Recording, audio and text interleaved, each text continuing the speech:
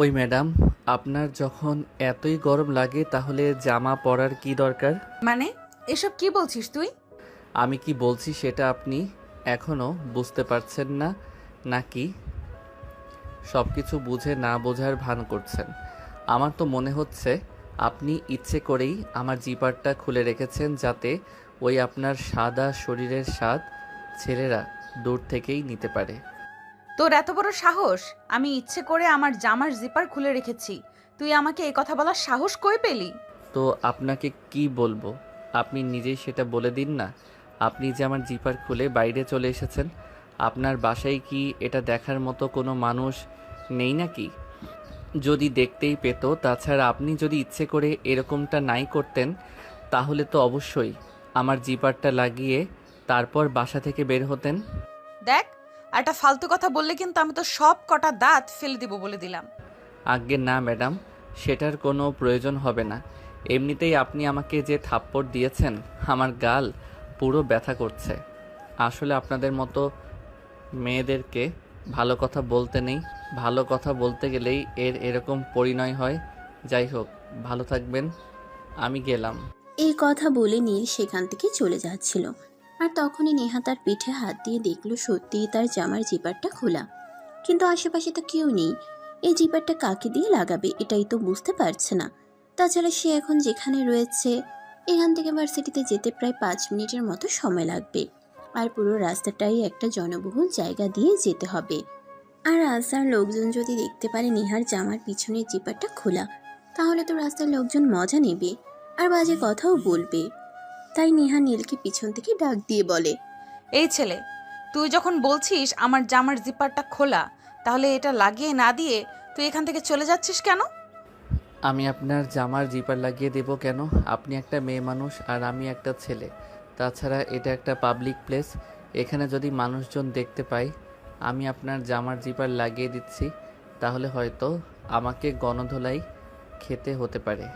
ও, তাই নাকি?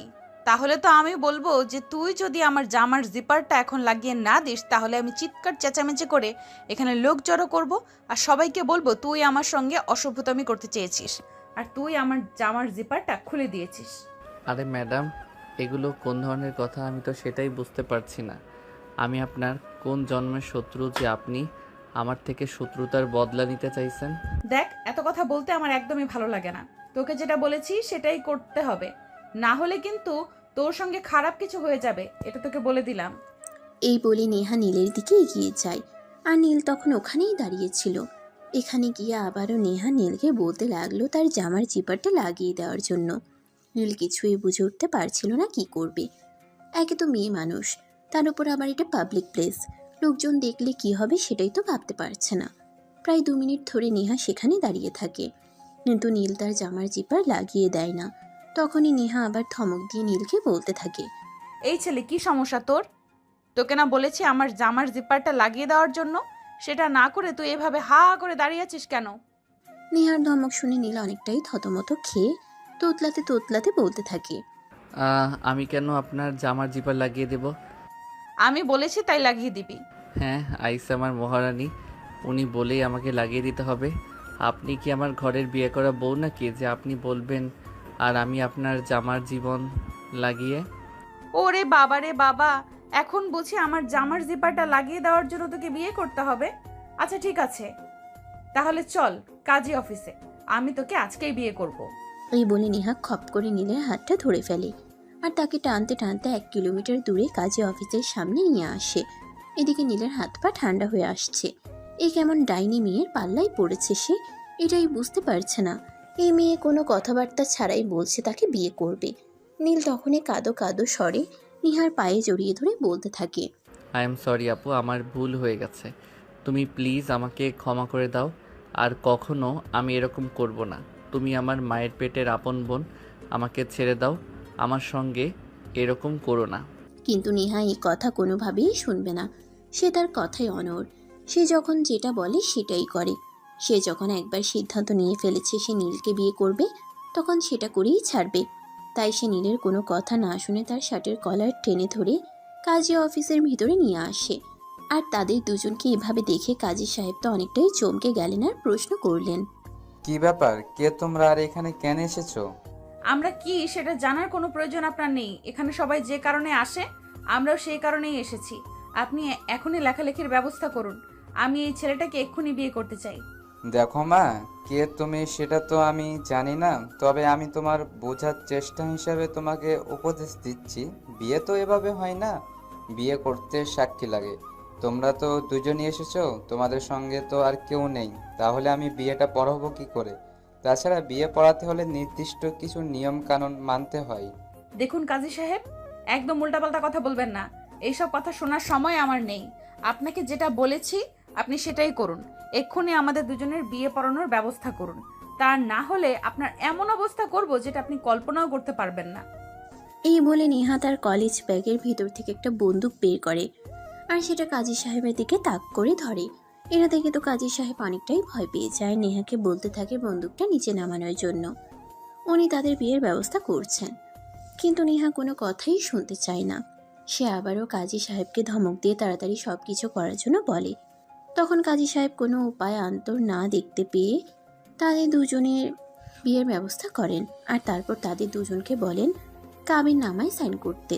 কাজী সাহেবের হাত থেকে নেহা কাবিনের কাগজটা নিয়ে ওটাতে সাইন করে দেয় আর তারপর নীলকে বলে ওটাতে সাইন করার জন্য, কিন্তু নীল কোনোভাবেই সাইন করছিল না আর কান্না করতে করতে বলছিল, প্লিজ আপু, আপনি আমাকে ছেড়ে দিন। আপনি আমার সঙ্গে এরকমটা করবেন না। আমি যেটা করেছি তার জন্য আমি আপনার কাছে ক্ষমা চাইছি। প্লিজ আপনি আমাকে ক্ষমা করে দিন। বললাম না কোনো কথা বলবি না। চুপচাপ কাবিননামায় সাইন কর, না হলে তোর সঙ্গে এমন কিছু করব যেটা তুই কল্পনাও করতে পারবি না। এই বলে নেহা বন্দুকটা নীলের দিকে তাক করে ধরে। নীল কি করবে কিছুই বুঝতে পারছে না। তার মাথা যেন কোনো কাজই করছে না, মাথা ভো ভো করে ঘুরছে। আজ তার সঙ্গে কেন এরকম করছে? যার সঙ্গে জীবনে কোনোদিন দেখাই হয়নি, যার সঙ্গে কোনোদিন কথাই হয়নি, আজ কিনা তাকে এভাবে এই অবস্থায় বিয়ে করতে হবে। এইসব কিছুই ভাবতে নীল, কারণ সে তার ফ্যামিলির একমাত্র ছেলে। তার বাবা মা ছোটবেলা থেকে তাকে অনেক আদর যত্ন করে মানুষ করেছে। তাছাড়া শুধু নীল কেন, পৃথিবীর প্রত্যেকটা বাবা মাই তাদের সন্তানদেরকে অনেক কষ্ট করে আদর যত্ন করে লালন পালন করে মানুষের মতো মানুষ করে তোলার চেষ্টা করেন। সমস্যাটা সেখানেও নয়, সমস্যাটা হলো নেহার সঙ্গে আজকেই রাত তাই নীলের দেখা আর কথা। সেখান থেকে এভাবে হুট করে বিয়ে, এটা তো হতে পারে না। নীল যদি প্রেম করে একটা মেয়েকে তার বাবা মায়ের সামনে এনে দাঁড় করিয়ে বলতো সেই মেয়েটাকে বিয়ে করতে চায়, তাহলে তার বাবা মা এটা মেনে নিত। কিন্তু যার সম্পর্কে কোনো ধারণাই নেই তাকে বিয়ে করা, তার উপর আবার মেয়েটাকে দেখে মনে হচ্ছে বয়সে বড়। তাছাড়া কাজী সাহেবের কাছে যখন মেয়েটা নিজের বয়স বলে তখন নীল জানতে পারে মেয়েটা তার চাইতে 2 বছরের বড়। তাই না নেহাকে অনেকভাবেই রিকোয়েস্ট করতে থাকে তাকে ছেড়ে দেওয়ার জন্য, কিন্তু নেহা তার কোনো কথাই শোনে না। তখনই হঠাৎ নীলের ফোনটা বেজে উঠল। নীল মোবাইলটা হাতে নিয়ে দেখতে পেল তার আব্বু তাকে ফোন করেছে। তখনই নেহা তার হাত থেকে মোবাইলটা খপ করে ঘিরে নেয় আর ফোনটা রিসিভ করে বলতে থাকে, আসসালামু আলাইকুম শ্বশুর আব্বু, কেমন আছেন? ওয়ালাইকুম আসসালাম। কিন্তু কে তুমি? তোমাকে তো চিনতে পারলাম না। তাছাড়া তুমি আমাকে শ্বশুর আব্বুই বা কেন বলছো? শ্বশুর আব্বু, আমাকে আপনি চিনবেন না।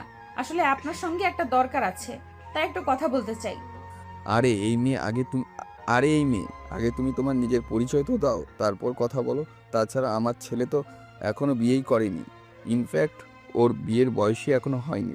তাহলে তুমি আমাকে শ্বশুর আব্বু বলছো কোন দুঃখে? শ্বশুর আব্বু, আপনার ছেলে কিন্তু অতটাও পিচ্চি না যতটা আপনি মনে করছেন। আপনার ছেলে যথেষ্ট বড় হয়েছে। যাই হোক, এত প্যাচাল না করে কাজের কথায় আসি। আপনার ছেলেকে নিয়ে আমি কাজী অফিসে এসেছি বিয়ে করার জন্য, কিন্তু আপনার ছেলে কোনোভাবেই কাবিননামায় সাইন করতে চাইছে না। আপনি প্লিজ একবার আপনার ছেলের সঙ্গে কথা বলুন আর ওকে বলুন যদি নিজের ভালো চায় তাহলে আমাকে বিয়েটা করে নিতে। এই কথা শুনে নীলের আব্বুর মাথা একদম পুরোপুরি খারাপ হয়ে গেল। একটা মেয়ে হুট করে বলছে সে তার ছেলেকে নিয়ে বিয়ে করতে কাজী অফিসে চলে গেছে।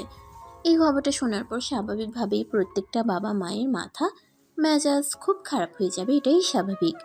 কিন্তু ঘটনা কি হয়েছে সেটা নীলের আব্বু জানে না, তাই তিনি নিজের মাথা ঠান্ডা রেখে বিষয়টা বোঝার চেষ্টা করলেন। আর তখন তিনি মেয়েটাকে বলেন ফোনটা একবার নীলের কাছে দেওয়ার জন্য। নেহা তখন ফোনটা নীলের কাছে দেয়। নীল ফোনটা রিসিভ করে কান্না করতে শুরু করে আর তার বাবাকে অনেক রিকোয়েস্ট করে বলতে থাকে তাকে এখান থেকে নিয়ে যাওয়ার জন্য। নীলের আব্বু তখন বুঝতে পারে আসলে কিছু একটা হয়ে যায়।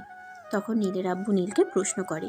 আচ্ছা ঠিক আছে, আমি তোকে উদ্ধার করব, কিন্তু তার আগে তুই আমাকে এটা বল এখানে কি হয়েছে। এরপর নীল তার আব্বুকে সমস্ত ঘটনা খুলে বলা শুরু করতেই নেহা তার হাত থেকে ফোনটা কেড়ে নেয় আর কলটা কেটে দেয়। আর তারপর নেহা আবারও নীলকে বলতে থাকে। কাবির নামায় সাইন করবি নাকি নিজের জীবন হারাবি সেটাই বল। এই কথা বলে নেহা নীলের দিকে আরো একবার বন্দুকটা তাক করে ধরে আর বলে নীল যদি এখন কাবিননামায় সাইন না করে তাহলে সে সত্যি সত্যি ট্রিগার চেপে দিবে এবং নীলকে মেরে ফেলবে। এই কথা শুনে নীল অনেকটাই ভয় পেয়ে যায় আর কাজী সাহেবের হাত থেকে কলমটা নিয়ে ওটাতে সাইন করে দেয়। আর তারপর আবারও সে নেহার পায়ে জড়িয়ে ধরে কান্না করে বলতে থাকে। এবার তো আমি কাবিননামায় সাইন করে দিয়েছি, প্লিজ এবার আমাকে ছেড়ে দিন। হ্যাঁ, একা কোথায় যাবি? আমাকে নিয়ে তারপরে তো যাবি।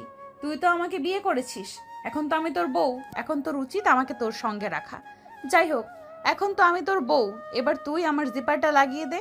এবার তো আর আমার জামার জিপারটা লাগিয়ে দিতে তোর কোনো সমস্যা নেই।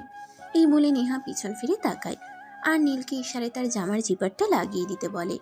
নীল তখন কোনো উপায়ান্তর না পেয়ে নেহার জামার জিপারটা লাগিয়ে দিল আর তারপর নেহা তার হাত ধরে কাজী অফিসের বাইরে নিয়ে আসলো। অপরদিকে নীলের আব্বু ততক্ষণে নীলের নাম্বার ট্র্যাক করে ওই জায়গায় চলে এসেছে। নেহা আর নীল কাজী অফিস থেকে বের হতেই লাগলো কাজী অফিসের সামনে বিশাল বড় বড় কয়েকটা গাড়ি এসে দাঁড়িয়েছে।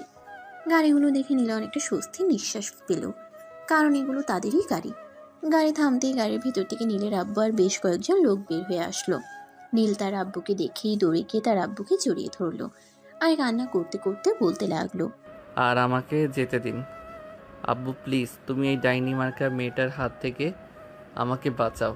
আমি বুঝতে পারছি না আজ কি হলো এগুলো আমার সঙ্গে। জীবনে কোনো পাপ করেছি কিনা জানি না, তবে আমার মনে হয় আগের জন্ম বলতে যদি কোনো কিছু থাকে তাহলে ওই জন্মে মনে হয় আমি কোনো খারাপ কাজ করেছিলাম, যার কারণে আজ আমার সঙ্গে এরকমটা হয়েছে। আমি বুঝতে পারছি বিষয়টা, তুই কোনো চিন্তা করিস না, আমি দেখছি এটা কীভাবে সামাল দেওয়া যায়। তুই গাড়িতে গিয়ে বস। এই কথা শুনে নীল সেখান থেকে গাড়ির দিকে অগ্রসর হচ্ছিল আর তখনই পিছন থেকে নেহা তার হাতটা ধরে ফেললো আর বলতে লাগলো। তুমি আমাকে ফেলে কোথায় যাচ্ছ? এই কথা শুনে নীল বলতে লাগলো, কোথায় যাব? আমি আমার বাসায় যাচ্ছি। আপনি আপনার বাসায় যান। আপনার তো ইচ্ছে ছিল আমি আপনাকে বিয়ে করি আর আপনার জিপারটা লাগিয়ে দেই, আমি তো সেটা করে দিয়েছি। এবার আপনি আমাকে মুক্তি দেন। এই কথা শুনে নেহা আবারও খেপে গেল আর বলতে লাগলো। আমাকে বিয়ে করেছিস, আমি তোর বিয়ে করা বউ। এখন তুই আমাকে ফেলে তোর বাড়িতে চলে যাচ্ছিস? আমাকে তোর সঙ্গে নিবি না? এই কথাটা শুনে নীলের আব্বু নীলকে কোনো কথা বলতে না দিয়ে তিনি নিজেই বলতে শুরু করলেন তিনি এই বিয়ে মানেন না এবং নেহাকে তিনি কোনোভাবেই ওনার বাড়ির পুত্রবধূর মর্যাদা দিবেন না। এই কথা বলে তিনি নীলকে নিয়ে গাড়িতে উঠে বসেন এবং ড্রাইভারকে গাড়ি স্টার্ট করতে বলেন। ড্রাইভার গাড়ি স্টার্ট করতে যাবে তখনই নেহা গাড়ির ভিতরে প্রবেশ করে আর নীলের আব্বুকে উদ্দেশ্য করে বলতে থাকে। নীলের আব্বু যদি তাকে ওনার বাড়িতে নিয়ে না যায় এবং পুত্রবধূর প্রাপ্য সম্মান তাকে না দেয় তাহলে সে থানায় যাবে এবং তাদের নামে মামলা করবে। তারপর যা হয় হবে, কিন্তু একবার যখন বিয়েটা হয়ে গেছে তখন সে কোনোভাবেই নিজের স্বামীর অধিকার ছেড়ে দেবে না। এই বলে সে গাড়িতেই উঠে বসে। তখন নীলের আব্বু আর কোনো কথাই বলে না, তিনি শুধু ভাবতে থাকেন এই ঝামেলা থেকে কিভাবে মুক্তি পাওয়া যায়। এসব ভাবতে ভাবতেই তারা বাড়ি এসে পৌঁছায়। বাড়ি এসে কলিং বেল চাপ দিতে বাড়ির কাজের মেয়েটা এসে দরজা খুলে দেয়। দরজা খুলতেই নেহা বাড়ির ভিতরে প্রবেশ করে। কাজের মেয়ে নেহাকে দেখে অনেকটাই অবাক হয়ে যায় আর নেহাকে প্রশ্ন করে। কি ব্যাপার আপামনি, কে আপনি? এখানে কি জন্য এসেছেন? নেহা তখন তার কথার কোনো উত্তর না দিয়ে উল্টো কাজের মেয়েকে জিজ্ঞাসা করে নীলের রুম কোনটা। কাজের মেয়ে তখন কোনো কথা না বলে নীলের রুমটা দেখিয়ে দেয় আর তখনই নেহা উপরে নীলের রুমে চলে যায়। নীল আর তার আব্বু বাড়ির ভিতরে প্রবেশ করে। তখনই নীলকে দেখতে পেয়ে কাজের মেয়ে বলে, সাহেব, একটু আগেই যে মেয়েটা আসলো উনি কে? নীলের মেজাজ এমনিতেই খুব বেশি খারাপ ছিল আর এখন কাজের মেয়ের এরকম প্রশ্ন তার মেজাজ আরো বেশি খারাপ হয়ে গেল। তাই সে প্রচণ্ড ক্ষেপে গিয়ে বলতে লাগে, এই মেয়েটা কে সেটা জেনে তোর কি লাভ? তুই এই বাড়িতে কাজ করতে এসেছিস, তোর মতো করে তুই তোর কাজ কর আর আমাকে কোনো প্রশ্ন করবি না। আমি তোর প্রশ্নের উত্তর দিতে বাধ্য নই। কাজের মেয়েটা তখন কোনো কথা না বলেই সেখান থেকে চলে গেল। আর এদিকে নীল তখন নিজের রুমে না গিয়ে তার আব্বুর রুমে চলে আসে। তার আব্বুর রুমে তারা বসে বসে টিভি দেখছিল। নীলকে এভাবে মনক্ষুণ্ণ দেখে তার আম্মু জিজ্ঞাসা করলো, কি ব্যাপার নীল, কি হয়েছে, তোমার মন খারাপ কেন? নীল তখন কোনো কথাই বলে না, চুপচাপ বসে থাকে। তখনই নীলের আব্বু নীলের আম্মুকে সমস্ত ব্যাপারটা বুঝিয়ে বলে। সব কিছু শুনে নীলের আম্মু আর এক মুহূর্তও দেরি না করে নীলের রুমে চলে যায়। রুমে গিয়ে তিনি দেখতে পেলে নেহা বিছানার উপর চার হাত পা চারদিকে ছড়িয়ে শুয়ে আছে। এটা দেখে নীলের আম্মু নেহাকে বলতে থাকে, এই মেয়ে, কে তুমি আর এখানে কেন এসেছো? এই কথা শুনে নেহাও তার শাশুড়ি মায়ের মুখে মুখে উত্তর দেয় যে সে এ বাড়ির পুত্রবধূ, আর সে এই বাড়ির ঘর সংসার করতে এসেছে। এই কথা শুনে নীলের আম্মুর মেজাজ খুব বেশি খারাপ হয়ে যায় আর বলতে থাকে, গায়ে মানে না আপনি মোড়ল, তাই না? তোমাকে তো আমরা দেখিও নি, জানিও না, চিনিও না, তাহলে তুমি আমাদের বাড়ির পুত্রবধূ হলে কি করে? কে জানে কে জানে না, কে মানে আর কে মানে না, ওই সব কিছু দেখার সময় আমার নেই। আপনার ছেলের সঙ্গে আমার বিয়ে হয়েছে, ব্যাস, এইটুকুতেই সীমাবদ্ধ থাকুন না। এত কিছু কেন জানতে চাইছেন? নেহার এরকম বিহেভিয়ারে নীলের আম্মু তো আরো অনেক বেশি খেপে যায়। আর নেহা কি তখনই ওই ঘর এবং বাড়ি থেকে বের হয়ে যেতে বলে, কিন্তু নেহা সে কথা না শুনিয়ে বিছানায় শুয়ে ঘুমিয়ে পড়ে। নীলের আম্মু বারবার নেহাকে ডাকতে থাকে, কিন্তু নেহা সেই ডাক উপেক্ষা করেই বিছানায় ঘুমোতে থাকে। অপরদিকে সকাল ঘনিয়ে দুপুর, আর দুপুর বেলায় বিকেল হয়ে গেল। নেহা এখনো বাড়িতে আসছে না। এটা দেখে নেহার বাড়ির মানুষ সবাই অনেকটা চিন্তিত হয়ে পড়ে। নেহার আম্মু নেহার আব্বুকে ফোন দিয়ে জানায় যে নেহা বাড়িতে আসেনি। এই কথা শুনে নেহার আব্বু অনেকটা চিন্তিত হয়ে পড়ে, যদিও এরা কখনো এরকমটা হয়নি। নেহা কখনো কোনো দরকারে বাইরে গেলে সময় মতো বাড়িতে চলে আসে। আজ যখন নেহা বাড়ি থেকে বের হয়, তার আম্মু তাকে জিজ্ঞাসা করেছিল কোথায় এবং কেন যাবে। তখন নেহা বলেছিল তার বন্ধুর সঙ্গে দেখা করতে যাবে এবং ঘন্টা খানেকের মধ্যে ফিরে আসবে। কিন্তু ঘন্টার পর ঘন্টা কেটে গেল, নেহা আর বাড়িতে ফিরে আসলো না। তখনই নেহার বাবা নেহার আম্মুকে বলে নেহা তার কোন বান্ধবীর সঙ্গে দেখা করতে গেছে সেটা কি ভুলে গেছে নাকি। তখন নেহার আম্মু বলে নেহা তার বান্ধবী প্রিয়ার সঙ্গে দেখা করতে গেছে। তখনই নেহার আব্বু নেহার বান্ধবী প্রিয়ার নাম্বারে ফোন দেয়। নেহার আব্বু প্রিয়ার নাম্বারে ফোন করে জানতে পারে নেহা প্রিয়াদের বাড়িতে যায়নি। প্রিয়ার সঙ্গে দেখা করার কথা ছিল, কিন্তু নেহা ওখানে পৌঁছায়নি। ইনফ্যাক্ট প্রিয়া নিজেও অনেক ফোন করে, কিন্তু নেহা তার ফোন রিসিভ করেনি। এই কথা শুনে নেহার আব্বু তো আরো বেশি চিন্তায় পড়ে গেল। তবে কি তার মেয়েটার কোনো বিপদ হয়ে গেল? তাই তিনি আর এক মুহূর্ত দেরি না করে থানায় চলে যান এবং ওনার মেয়েকে কেউ কিডন্যাপ করেছে এই বলে তিনি থানায় সাধারণ ডায়েরি করেন। দেখুন, আপনার কথা মতো আপনার মেয়ে যথেষ্ট বড় হয়েছে আর এখন নিজের ব্যাপারে সিদ্ধান্ত নেওয়ার বয়স হয়েছে। আপনি যেটা বলছেন আমি সেটা মেনে নিতে পারছি না, কারণ এত বড় মেয়েকে কেউ কিডন্যাপ করতে পারে না। আর মনে হয় আপনার কোথাও ভুল হচ্ছে। কিন্তু নেহার আব্বু ওই কথা শুনতে চান না। তিনি বারবার এক কথা বলতেই থাকেন, তার মেয়েকে কেউ একজন কিডন্যাপ করেছে। অবশেষে পুলিশ অফিসার আর থাকতে না পেরে নেহার আব্বুকে বলেন, আচ্ছা ঠিক আছে, আমরা এই মুহূর্তে আপনার কথা মেনে নিলাম। আমরা এটা মেনে নিলাম যে আপনার মেয়েকে কেউ কিডন্যাপ করেছে, কিন্তু আপনার মেয়েকে কেন কিডন্যাপ করবে? আপনার সঙ্গে কি কারোর ব্যক্তিগত কোনো ঝামেলা আছে? তখন নেহার আব্বু বলে তার কারোর সঙ্গে ব্যক্তিগত কোনো শত্রুতা নেই। ব্যক্তিগত শত্রুতার জেদ ধরে কেউ তার মেয়েকে কিডন্যাপ করতে পারে না। বিষয়টা কি সেটাই তো বুঝতে পারছে না। পুলিশ অফিসার তখন নেহার আব্বুকে বলে, আপনার মেয়ের ফোন নাম্বারটা দিন, আমরা দেখছি বিষয়টা। এই বলে পুলিশ অফিসার নেহার আব্বুর কাছ থেকে নেহার ফোন নাম্বারটা নেয় আর তখনই নাম্বারটা ট্র্যাকিং করে। নেহার নাম্বারটা যে লোকেশন দেখাচ্ছে এটা দেখে তো পুলিশ অফিসারের চোখ চড়ক গাছ। তিনি তো এটা বিশ্বাসই করতে পারছে না আর কোনোভাবে মেনে নিতেও পারছেন না। নেহার মতো মধ্যবিত্ত ফ্যামিলির একটা মেয়ে শহরের নামকরা ব্যবসায়ীর বাড়িতে। তখন পুলিশ অফিসার নেহার আব্বুকে জিজ্ঞাসা করে উনি কি ওনার মেয়ের কোনো ছেলের সঙ্গে রিলেশন চলছে, এ ব্যাপারে কিছু জানতেন কি না। তখন উনি জানান ওনার মেয়ের কারোর সঙ্গে কোনো রিলেশন ছিল না। তাছাড়া ওনার মেয়ে এই বছর মাস্টার্স কমপ্লিট করেছে এবং বিভিন্ন জায়গায় চাকরির জন্য আবেদন করছে। তখন পুলিশ অফিসার নেহার আব্বুকে বলে ওনার সঙ্গে যেতে। নেহার আব্বু তখন পুলিশের সঙ্গে থানা থেকে বের হয় এবং বিশাল বড় একটা বাড়ির সামনে এসে দাঁড়ায়। এটা দেখে নেহার আব্বু পুলিশ অফিসারকে প্রশ্ন করে, এটা আপনি কোথায় নিয়ে এসেছেন? আপনাকে আপনার মেয়ের কাছে নিয়ে এসেছি। আপনি তো আপনার মেয়েকে খোঁজার জন্যই আমার কাছে গিয়েছিলেন। আপনার মেয়ে এই বাড়িতে আছে, ভিতরে চলুন, আপনার মেয়েকে পেয়ে যাবেন। এই বলে পুলিশ অফিসার আর নেহার আব্বু দুজনেই বাড়ির ভিতরে প্রবেশ করে পুলিশ অফিসার ড্রয়িং রুমে দাঁড়িয়ে নেহার নাম ধরে ডাকতে শুরু করে। কিছুক্ষণের মধ্যেই বাড়ির সবাই সেখানে এসে উপস্থিত হয়, সেই সঙ্গে নেহাও। নেহার আব্বু নেহাকে দেখেই বলতে লাগলো, কি ব্যাপার নেহা, তুই এখানে কেন? তোকে এখানে তুলে এনেছি সেটা আমাকে বল। যত বড় লোকই হোক না কেন, ওদের মুখোশ আমি খুলে দেব। দেখ, আমার সঙ্গে পুলিশ নিয়ে এসেছি। আরে থামুন, আপনি আপনার মেয়েকে কে এটা করতে যাবে? কেন? আপনার মেয়ে নিজেই তো আমাকে ফাঁসিয়ে যে আমার এত বড় একটা সর্বনাশ করে দিয়েছে, আর সেখানে কি না আপনি বলছেন আপনার মেয়েকে কেউ কি করেছে? আপনার মেয়ের মতো একটা মেয়েকে কেউ কিডন্যাপ করার সাহসও কোনোদিন দেখাতে পারবে না মনে হয়। এই কথা শুনে নেহার আব্বু নেহাকে একটা ধমক দেয় আর বলতে থাকে, তিনি নীলের সঙ্গে কথা বলতে এখানে আসেননি, তিনি নিজের মেয়ের সঙ্গে কথা বলতে এখানে এসেছেন। তখন নেহাও তার আব্বুকে বলতে থাকে যে সে নিজের ইচ্ছে এখানে এসেছে এবং নিজের ইচ্ছে সে নীলকে বিয়ে করেছে। ততক্ষণে নীলের আব্বু সেখানে উপস্থিত হয়। পুলিশ অফিসারকে দেখিয়ে তিনি বলেন, কি ব্যাপার অফিসার, আপনি হঠাৎ আমার বাড়িতে কি ব্যাপার অফিসার, আপনি হঠাৎ আমার বাড়িতে কোনো ঝামেলা হয়েছে নাকি? আসলে স্যার, ঝামেলা তো ছোট্ট একটা হয়েছেই, তাই তো আপনার এখানে আসা। আসলে আমি বুঝতে পারিনি ঝামেলাটা এখানে হয়েছে। আচ্ছা স্যার, আপনি বলুন বিষয়টা কি? অতঃপর নীলের আব্বু পুলিশ অফিসারকে সবটা খুলে বলল। কিন্তু নেহার আব্বু সেটা বিশ্বাসই করতে চাইল না।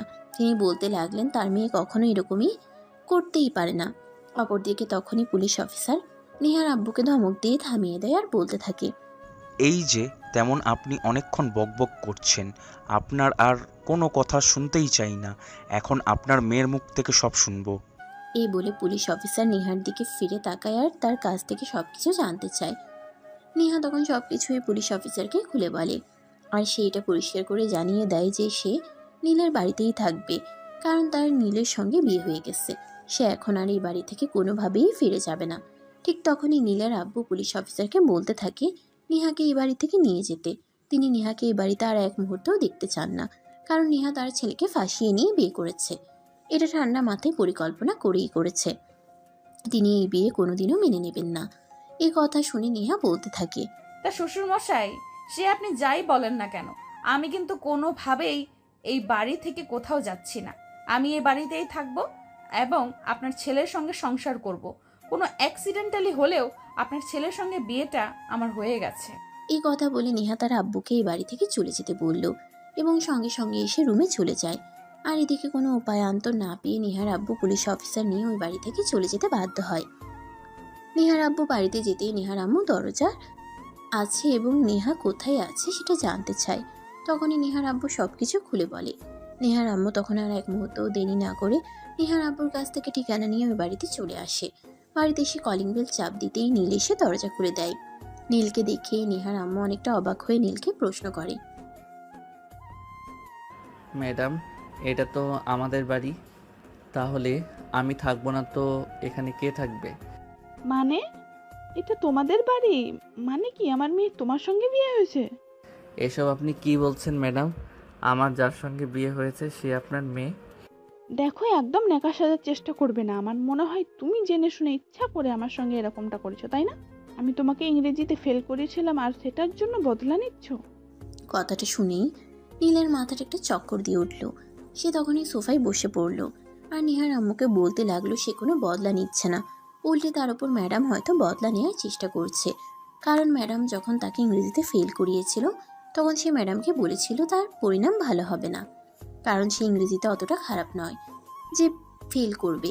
ম্যাডাম ইচ্ছে করে থেকে চুরি করিয়েছে এবং তারপর ম্যাডাম থেকে পরীক্ষার খাতাটা পর্যন্ত দেখতে দেয়নি তাই। কিন্তু নীল মোটেও সেরকম ছেলে নয়। সে কারো কাছ থেকে বদলা নিতে কখনো চায় না। ইনফ্যাক্ট সে সবসময় সমস্ত রকম ঝামেলা থেকে নিজেকে দূরে রাখতে চায়।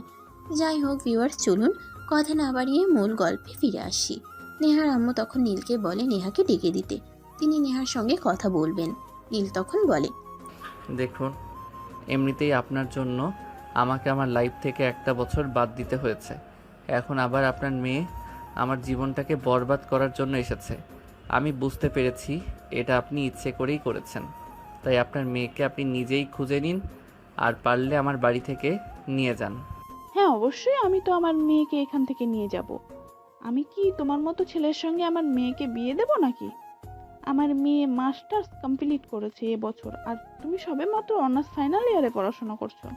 তোমার মতো পিচ্চি মার্কা একটা ছেলের সঙ্গে আমি আমার মেয়ের বিয়ে কখনোই দেব না। এরপর নেহার আম্মু নীলের সঙ্গে আর কোনো কথা না বলে নিজের বাড়ির ভিতরে চলে গেলেন আর নেহাকে খুঁজে বের করলেন। নেহা তার আম্মুকে দেখেই বলতে লাগলো তার আম্মু এখানে কেন এসেছে। তখন তার আম্মু বলে যে তাকে নিতে এসেছে, কিন্তু সে এখান থেকে কোনোভাবেই জানে না, এটা তার আম্মুকে জানিয়ে দেয়। তাই তার আম্মু বাধ্য হয়ে সেখান থেকে চলে গেল। সন্ধ্যা আর সন্ধ্যা ঘনিয়ে রাত হতে চলল। বাড়িতে শ্মশান কাণ্ড চলছে, কেউ রান্না বান্না পর্যন্ত করেনি। নেহা সেই সকালবেলা বাসা থেকে নাস্তা করে বের হয়েছিল, দুপুরের খাবার খায়নি। আর এদিকে রাতের খাবার খাওয়ার সময় হয়ে গেছে। তার পেটে ক্ষুধা ইঁদুর দৌড়াদৌড়ি করছে, তাই সে রুম থেকে বের হয়ে তার শাশুড়ি আম্মুকে খুঁজতে লাগলো। শাশুড়ি আম্মু কই আপনি? সবার খুব ক্ষুধা পেয়েছে, আমাকে খাবার দেন। নেহার এরকম বেসুরো গলার আওয়াজ শুনে নীলের আম্মু রুম থেকে বের হয়ে আসে, আর সে দিয়ে নামতে নামতেই নেহাকে উদ্দেশ্য করে বলতে লাগে, এই মেয়ে, তোমাকে না বলছি তুমি একদম আমাকে শাশুড়ি আম্মু বলবে না। আমি তোমাকে আমার পুত্রবধূ হিসেবে মানি না, আর কোনোদিন মানবো না। আর এই বাড়ির থেকে যদি তোমার খাবার খাওয়া ইচ্ছে থাকে তাহলে তুমি নিজে খাবার বানিয়ে খেয়ে নাও, কেউ তোমাকে খাবার বানিয়ে খাওয়াবে না। নেহা তখন কোনো কথা না বলেই সোজা রান্নাঘরে ঢুকে গেল, আর তারা নিজের জন্য খাবার তৈরি করে খাবার খেয়ে নিল। নেহা খাবার খাচ্ছিল, তখনই তার শাশুড়ি মা রান্নাঘরে আসে আর দেখতে পাই সে নিজের তৈরি করা খাবার নিজে নিজেই খাচ্ছে। তখন তার শাশুড়ি মা তাকে উদ্দেশ্য করে বলেছে কেন নিজের জন্য শুধু খাবার তৈরি করেছে, সে কেন পরিবারের সবার জন্য খাবার তৈরি করেনি। তখন নেহা তার শাশুড়ি মায়ের মুখের উপর উত্তর দেয় সে কারোর জন্য খাবার তৈরি করতে পারবে না, সে এ বাড়ির পুত্রবধূ, কাজের মেয়ে নয়। এরপর সে তার শাশুড়ি মাকে আর কোনো কথা বলার সুযোগ না দিয়ে রুমে চলে গেল। রুমে গিয়ে দেখে নীল এখনো রুমে আসেনি, তাই সে নীলকে নাম ধরে ডাকতে থাকে, কিন্তু সে কোথাও নীলের গলার আওয়াজ শুনতে পায় না। অবশেষে বাধ্য হয়ে সেই রুম থেকে বের হয় এবং সারা বাড়ি তন্ন তন্ন করে খুঁজে বেড়ায়, কিন্তু কোথাও খুঁজে পায় না। তাই সে নীলকে খোঁজার জন্য বাড়ির ছাদে চলে যায়। সেখানে গিয়ে দেখতে পায় নীল ছাদের এক কোণে দাঁড়িয়ে দাঁড়িয়ে মনের সুখে সিগারেট টানছে। নেহা তখনই নীলের পিছন থেকে ধমক দিয়ে বলে, এই হারামজাদা, তোর এত বড় সাহস, তুই এখানে দাঁড়িয়ে সিগারেট খাচ্ছিস? হঠাৎ করেই নেহার গলার আওয়াজ শুনে নীল অনেকটাই চমকে যায়, আর পেছন ফিরে তাকিয়ে নেহাকে দেখতে পেয়ে বলতে থাকে, আপনি এখানে কেন এসেছেন? কেন এসেছি এইটাতেই বুঝতে পারছিস না? আমি তোর বিয়ে করা বউ, আর আজকে আমাদের বিয়ে হয়েছে। এখন রাত অলরেডি 11টার বেশি বেজে গেছে। আমাদের বাসর ঘর এখনো সাজানো হয়নি কেন? বাসর ঘর কথাটা শুনে নীল একটা তার ছেলের হাসি দিয়ে বলতে থাকে, কিসের বাসর ঘর আর কার বাসর ঘর? যেখানে বিয়ে হয়নি সেখানে বাসর ঘর কোথা থেকে আসছে? এই কথা শুনে নেহা আরো অনেকটাই বেশি খেপে যায় আর বলতে থাকে, দেখ, একদম আমার মেজাজ খারাপ করাবি না বলে দিলাম। এখনই তুই আমার সঙ্গে রুমে চল, বাসর ঘর সাজাতে হবে না, যা আছে তাতেই চলবে, ওখানেই বাসর সেরে নিতে পারবো। এই বলে নেহা নীলের হাতটা ধরে ফেলে আর টানতে টানতে সিঁড়ি দিয়ে নামিয়ে নিয়ে আসছিল। আর তখনই নীল বলতে থাকে, আপনি কেন করছেন আমার সঙ্গে এরকম? আমি আপনার কোন জন্মের শত্রু ছিলাম যে আপনি আমার সঙ্গে এরকম করছেন? কিন্তু নেহা তখন নীলের কথার কোনো উত্তর দেয় না, চুপচাপ নীলকে রুমের ভিতরে নিয়ে আসে আর দরজাটা ভিতর থেকে লাগিয়ে দেয়। কি হলো? আপনি দরজা কেন বন্ধ করলেন? তো আমি যে তোর সঙ্গে বাসর করছি এটা কি সবাইকে দেখাতে হবে নাকি? তোর যদি দরজা খোলা রেখে সবাইকে সবকিছু দেখানোর ইচ্ছে থাকে তাহলে আমার কোনো সমস্যা নেই, দরজা খোলা রাখতে পারিস। দেখুন, আপনি আমাকে এখান থেকে যতদিন, আমি কোনোভাবেই আপনার সঙ্গে ওসব কিছু করব না। আমি এখনও অনেক ছোট আছি, বিয়ে করার মতো বয়স আমার হয়নি। তাছাড়া বিয়ে বাসর ওগুলো তো আমি কিছু বুঝিই না। তখনই নেহা বলতে থাকে, তোকে কিছু বুঝতে হবে না, যা বোঝার আমি সব বুঝি, আর আমি তোকে সব কিছু বুঝিয়ে দেব। তুই যেটা না জানিস ওটা আমি তোকে শিখিয়ে দেব। এই বলে নেহা নীলকে ধাক্কা দিয়ে বিছানার উপর ফেলে দেয় আর তখনই তার বুকের উপর বসে পড়ে। এদিকে নেহা নীলের বুকের উপর বসে পড়াতে নীলের নিঃশ্বাস নিতেও কষ্ট হচ্ছিল, তাই সে নেহাকে বলতে থাকে তার বুকের উপর থেকে নামার জন্য। কিন্তু নেহা তার কোনো কথা না শুনেই তো আর কথা বলাই বন্ধ করে দিল।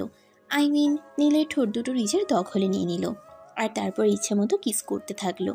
প্রায় 5 মিনিট কিস করার পর নেহা নীলের ঠোঁট দুটো ছিঁড়ে দেয়, আর নীল তখন গলা কাটা মুরগির মতো ছটফট করতে থাকে, অনেক জোরে জোরে নিঃশ্বাস নিতে থাকে আর নেহাকে বলতে থাকে, এটা আপনি কি করছিলেন? আর একটু হলে তো আমি মরেই যেতাম। এই এসব তুই কি বলছিস? তুই মরে যাবি কেন?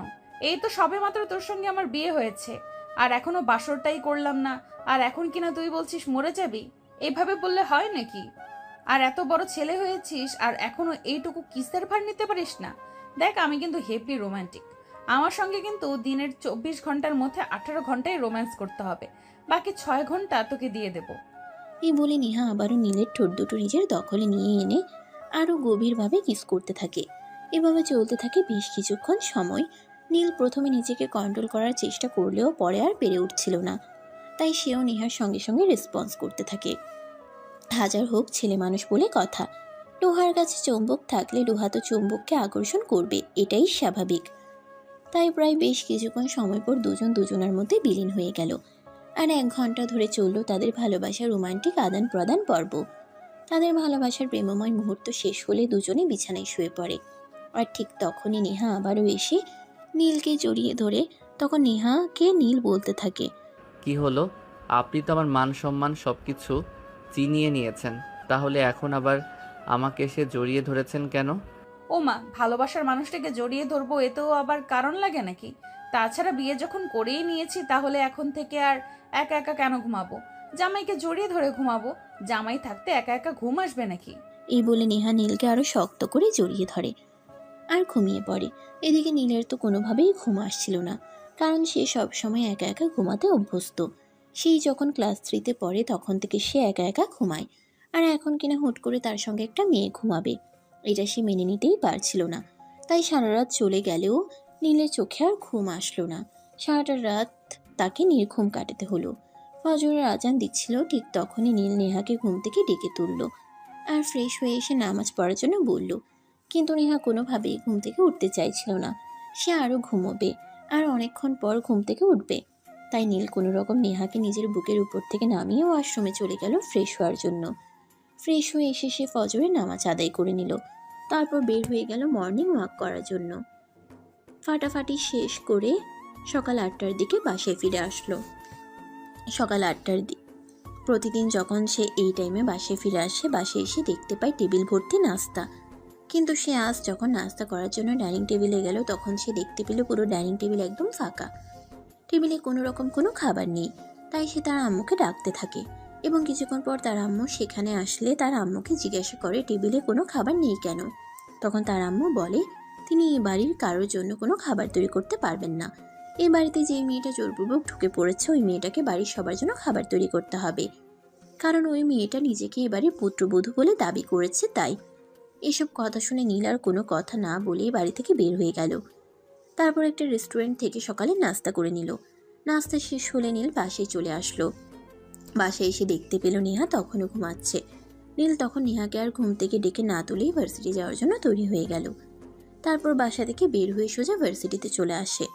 ভার্সিটিতে আসতেই তার বন্ধুরা তাকে ঘিরে ধরল এবং একের পর এক সবাই প্রশ্ন করেই চলল, রাজ, কি রে, কি ব্যাপার দোস্ত, এভাবে হঠাৎ করে আমাদেরকে না জানিয়ে বিয়ে করে নিলি? আরে ভাই, আমি তো নিজেও জানতাম না, হুট করে এভাবে আমার সঙ্গে কি থেকে কি হয়ে গেল। আমি তো সেটাই বুঝতে পারছি না কেন আমার সঙ্গে এরকম হলো। এভাবেই তাদের মধ্যে কথা হচ্ছিল। তখনই নিহার আম্মু এসে সেখানে উপস্থিত হয়। নিহার আম্মুকে দেখে সবাই ওনাকে সালাম দেয়। আর ঠিক তখনই নিহার আম্মু নীলকে উদ্দেশ্য করে বলতে থাকে, তুমি সবকিছু জানতে এবং সবকিছু ঠান্ডা মাথায় চিন্তা ভাবনা করেই করেছো। তুমি কেন করলে এরকম? আর আমার মেয়েটাও কেমন সেটাও আমি বুঝতে পারছি না। আমার মেয়েটাও কেন যে তোমার মতো একটা ছেলেকে বিয়ে করতে গেল? আচ্ছা, তুমি আমাকে একটা কথা বলো, তোমাদের এই সম্পর্কে কতদিন ধরে চলছিল? নীল তখন নেহার আম্মুকে বলে তাদের মধ্যে কোনো সম্পর্ক ছিল না। ইনফ্যাক্ট কালকের আগে নেহাকে সে কোনোদিন দেখেও নি পর্যন্ত।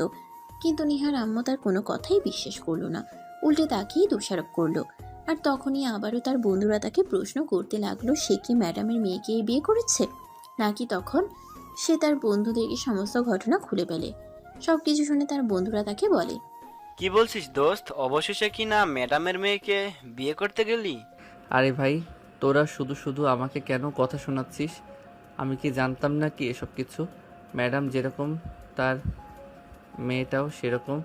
আমাকে যে কিভাবে কি করে নিল আমি তো বুঝতেই পারলাম না। তখন তার বন্ধুরা সমস্ত ব্যাপারটা বুঝতে পারলো আর প্রসঙ্গটা পাল্টে ফেললো।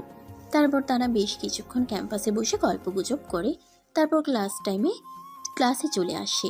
সকাল 11টার দিকে নীলের ফোনে হঠাৎ করে একটা অচেনা নাম্বার থেকে ফোন আসে। নীল মোবাইলটা হাতে নিয়ে ফোনটা রিসিভ করতেই অপর প্রান্ত থেকে শুনতে পায় নেহা তাকে ফোন করেছে। তখন নীল তাকে প্রশ্ন করে যে সে নীলের নাম্বার কোথায় পেয়েছে। তখন নেহা বলে সে বাড়ির সবার কাছেই নীলের নাম্বার চেয়েছিল, কিন্তু কেউই তাকে নীলের নাম্বার দেয়নি। অবশেষে নেহা বাধ্য হয়ে বাড়ির সিকিউরিটি গার্ডের কাছ থেকে নীলের নাম্বার নেয় এবং তাকে ফোন করে। নীল তখন জানতে চায় নেহা তাকে কেন ফোন করেছে। তখন নেহা তাকে বলতে থাকে সকালবেলা ঘুম থেকে উঠে নীল বাসা থেকে বের হয়ে চলে গেছে, তাকে একটা বারের জন্য বলে যায়নি কেন। তখন নীল বলে যে নেহা ঘুমাচ্ছিল তাই তাকে ঘুম থেকে জাগায়নি। এই বলে নীল ফোনটা কেটে দেয়। আর তার বন্ধুরা তখনই তাকে নিয়ে হাসাহাসি করতে থাকে আর বলতে থাকে বিয়ে হতে না হতেই দেখছি বউয়ের প্রেম একদম উতলে পড়ছে। এই কথা শুনে নীলের মেজাজ অনেকটাই খারাপ হয়ে যায় আর বলতে থাকে দেখ, তোরা আমাকে নিয়ে একদম ফাইজলামো করিস না, এসব কিন্তু আমার একদম ভালো লাগছে না। এমনিতেই কি একটা ঝামেলার মধ্যে আছি আমি আর আল্লাহ যারা আমি আর আল্লাহ ছাড়া সেটা কেউ জানে না। আর সেখানে যদি তোরা এভাবে আমাকে নিয়ে মজা নিস তাহলে আমার কেমন লাগবে সেটা তোরা নিজেরাই চিন্তা করে দেখ। এরপর নীলের বন্ধুরা তাকে আর কোনো কথা বলল না। এদিকে দেখতে দেখতে ভার্সিটির টাইম শেষ হয়ে আসলো। নীল বাসায় চলে আসে। বাসায় এসে দেখতে পায় নেহা ড্রয়িং রুমে বসে বসে টিভি দেখছে। নীল বাসায় প্রবেশ করা মাত্রই নেহা দৌড়ে গিয়ে তাকে জড়িয়ে ধরলো আর তার ঠোঁটে ঠোঁট ডুবিয়ে দিল। তখন নীলের আব্বু আম্মু উপস্থিত ছিল। নেহার এরকম কর্মকাণ্ডে নীল কি করবে কিছুই বুঝতে পারছে না, একদম হতভম্ব হয়ে যায়। সে কোনো রকম ধাক্কা দিয়ে নিজের থেকে নেহাকে ছাড়ানোর চেষ্টা করে আর নেহা তখনই ধাক্কার তাল সামলাতে না পেরে ফ্লোরে ছিটকে পড়ে যায় আর চিৎকার করতে থাকে ও মা গো, বাবা গো, মরে গেলাম, আমার কোমরটা ভেঙে গেল। তুমি আমার কেমন জামাই গো, বউয়ের প্রতি একটুও ভালোবাসা নাই, এইভাবে কেউ ধাক্কা মেরে ফেলে দেয়? নীল তখন কোনো কথা না বলে রাগে ফুসফুস করতে করতে রুমের ভিতরে চলে আসে। আর এদিকে নেহা ড্রয়িং রুমে বসেই কান্না করতে থাকে। প্রায় 1 ঘন্টা বসে বসেই ন্যাকা কান্না করতে থাকে। এদিকে নীলের আব্বু আম্মু নেহার এই ন্যাকা কান্না আর সহ্য করতে পারছে না। নীলের আম্মু তো বলেই বসলো এই মেয়ে এখান থেকে সরো, আমরা এখানে তোমার মরা কান্না দেখার জন্য বসে থাকিনি। নেহা তখন আরো জোরে জোরে কান্না করতে থাকে আর বলতে থাকে এই কেমন শ্বশুর বাড়িতে এলাম, কেউই আমার কষ্ট বুঝে না, আমার জামাইটা তো বোঝেই না, সেই সঙ্গে আমার শ্বশুর শাশুড়িগুলোও নাই। হায় আল্লাহ, তুমি এরা কেমন শ্বশুরবাড়ি রেখেছ আমার কপালে, যেখানে কেউই আমাকে ভালোবাসে না। নীলের আব্বু আম্মু তখন অনেকটাই বিরক্ত হয়ে সেখান থেকে চলে যায়। আর এদিকে আরও বেশ কিছুক্ষণ পর কান্না করার পর নেহা নিজে নিজেই ওখান থেকে উঠে রুমে চলে আসে। দেখতে পায় নীল বিছানায় শুয়ে বিশ্রাম নিচ্ছিল। আর এই সুযোগেই সে তখনই দরজাটা বন্ধ করে দেয়। আর দরজা বন্ধ করার আওয়াজ শুনতে পেয়ে নীল বিছানা থেকে উঠে বসে আর নেহাকে বলে নেহা কেন দরজা বন্ধ করেছে। তখনই নেহা বলতে থাকে সে তার জামাইয়ের সঙ্গে পার্সোনাল টাইম কাটাবে, এতে কারো সমস্যা হলে সেটা তার দেখার বিষয় নয়। এই কথা শুনে নীল বিছানা থেকে নেমে রুম থেকে বের হয়ে চলে যেতে চাইছিল। ঠিক তখনই নেহা পিছন থেকে তার হাতটা ধরে ফেললো আর বিছানায় টান দিয়ে ফেলে দিল। নীল তখন আবার নিজেকে বাঁচানোর জন্য বিছানা থেকে নেমে যেতে চাইছিল, কিন্তু নেহা তাকে সেই সুযোগটাই দিল না। ততক্ষণে সে নীলের ঠোঁট দুটো নিজের দখলে নিয়ে নেয় আর গভীরভাবে চুমু খেতে থাকে। প্রায় 5 মিনিট পর নেহা নীলের ঠোঁট দুটো ছাড়ে আর তখনই নীল বলতে থাকে আপনার সঙ্গে আমার কথা জনমের শত্রুতা, আমি তো সেটাই বুঝতে পারছি না। আপনি কি এখানে এসেছেন আমাকে মারার জন্য নাকি? আরে জান পাখি, তুমি এইভাবে কেন বলছো? আমি তোমার শত্রু হতে যাব কেন? আমি তো তোমার বিয়ে করা বউ, তোমার সারা জীবনের সঙ্গী। তাহলে আমি তোমাকে মারবো কেন? তোমাকে মেরে আমি নিজে নিজেই বিধবা পোশাক পরিধান করব নাকি? আমার বাবা বিধবা হওয়ার এত শখ নেই। আর তুমি আমাকে আপনি আপনি করে কেন বলছো? আমি তোমার বিয়ে করা বউ। বিয়ে করা বউকে কেউ কখনো আপনি করে বলে নাকি? বউকে আদর করে ভালোবেসে তুমি বলে ডাকতে হয়, নয়তো আমার নাম ধরে।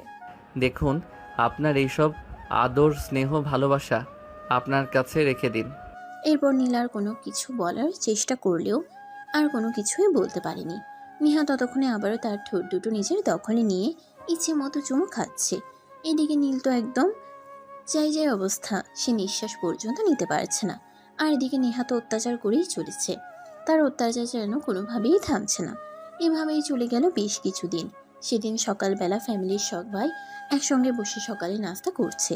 ইতিমধ্যে বাড়ির সবাই অনেকটাই স্বাভাবিক হয়ে এসেছে। নীলের আব্বু আম্মুও নেহাকে মেনে নিতে শুরু করেছে। সবার নাস্তা প্রায় শেষের দিকে তখনই নেহা তার শ্বশুরমশাইকে উদ্দেশ্য করে বলে, আব্বু, আমি ভাবছি কাল থেকে অফিসে যাব।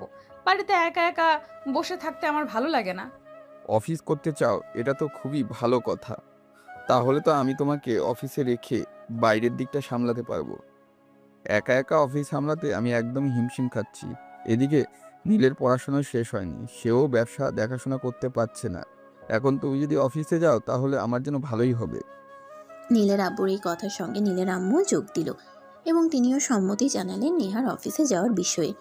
তাই পূজার দিন সকাল হতে না হতেই নেহা ঘুম থেকে উঠে ফ্রেশ হয়ে সবার জন্য নাস্তা তৈরি করে নিল, আর তারপর নাস্তা খেয়ে অফিসে যাওয়ার জন্য তৈরি হয়ে নিল। এদিকে তার শ্বশুর মশাই ড্রয়িং রুমে তার জন্য ওয়েট করছিল। আজকে নেহার অফিসে প্রথম দিন বলে কথা। কিছুক্ষণের মধ্যেই নেহা তৈরি হয়ে নিচে চলে আসলো। নেহা একটা থ্রি পিস পরেছিল। তখন তার শ্বশুর মশাই বলতে লাগলো নেহা যেন এই পোশাক পাল্টে ওয়েস্টার্ন কিছু ড্রেস পরে আসে, কারণ অফিসে এসব বাঙালিয়ানা ড্রেস মানায় না। আর নেহাও যেন এই কথাটার জন্যই অপেক্ষা করছিল। শৈশবের কাছ থেকে এই জায়গাটা শুনে সে আর এক মুহূর্ত দেরি না করে নিজের রুমে চলে গেল আর ওয়েস্টার্ন পরে তারপর বের হয়ে আসলো। যদিও নেহার এই ওয়েস্টার্ন ড্রেস পরা নীল একদমই পছন্দ করে না, কিন্তু তারপরেও সে নেহাকে এসব ড্রেস পরা থেকে বিরত রাখতে পারে না। শ্বশুরের কাছ থেকে এই ড্রেস পরার পারমিশন পেয়ে নেহা তো যেন একদম হাতে আকাশ নাগাল পেল। আর তারপর শ্বশুর বৌমা মিলে বাড়ি থেকে বের হয়ে চলে গেল অফিসে। আসসালামু আলাইকুম স্যার, আপনার সাথে ওনাকে তো চিনলাম না। এই হলো নেহা আর আমার একমাত্র পুত্রবধূ। এখন থেকে এই অফিসে আমার সঙ্গে থাকবে এবং অফিসে সব কিছু দেখাশোনা করবে। আমার বর্তমানে নেহাই হবে এই অফিসের প্রধান। আসসালামু আলাইকুম ম্যাডাম, আমি আশরাফ ইসলাম, এই কোম্পানির ম্যানেজার। আপনাকে আমাদের কোম্পানিতে সুস্বাগতম। ওয়ালাইকুম আসসালাম। যাই হোক, শুনুন, একটা কথা বলতে চাই। এতদিন যা করার করেছেন, তবে এখন থেকে আমি চলে এসেছি। সব কিছু করার আগে একবার আমাকে জিজ্ঞাসা করে নেবেন। ম্যানেজার তখন মাথা নাড়িয়ে হ্যাঁ সূচক সম্মতি জানিয়ে সেখান থেকে চলে গেল। আর এদিকে নীলের আব্বু নেহাকে নিয়ে পুরো অফিসে ঘুরিয়ে ঘুরিয়ে বেশ কিছুক্ষণ দেখালো, আর তারপর নেহাকে নিয়ে নিজের কেবিনে চলে গেল। নীলের আব্বু কেবিনে যাওয়ার সঙ্গে সঙ্গে হঠাৎ করে কানাডা থেকে ওনার ফোনে একটা ফোন আসে, আর উনি ফোনটা রিসিভ করেন।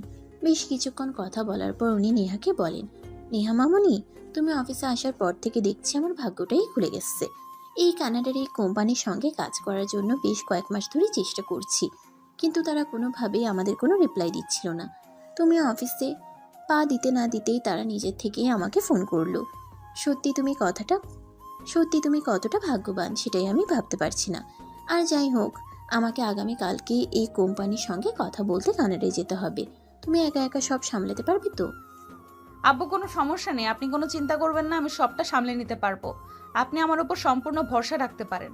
তাছাড়া আপনি খুব ভালো করেই জানেন আমি ব্যবসায় শিক্ষা নিয়ে পড়াশোনা করেছি, তাই ব্যবসা আমি খুব ভালো করেই বুঝি।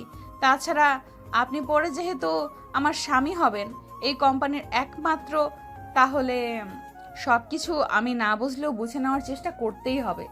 এরপর তারা দুজনে বেশ কিছুক্ষণ গল্পগুজব করলো, আর নীলের আব্বু ম্যানেজারকে ডেকে এনে ওনার পাশের কেবিনটা পরিষ্কার করে ঠিকঠাক করে নেহাকে বুঝিয়ে দেওয়ার জন্য বললেন। ম্যানেজার তখন তাড়াহুড়ো করে ওই কেবিনটা পরিষ্কার করে সব কিছু ঠিকঠাক করে নেহাকে ওই কেবিনে যেতে বলে। নেহা কেবিনে গিয়ে বসা মাত্র ম্যানেজারকে বলে, আজকের কাজ কি? তখন ম্যানেজার সব কিছু বলতে থাকে।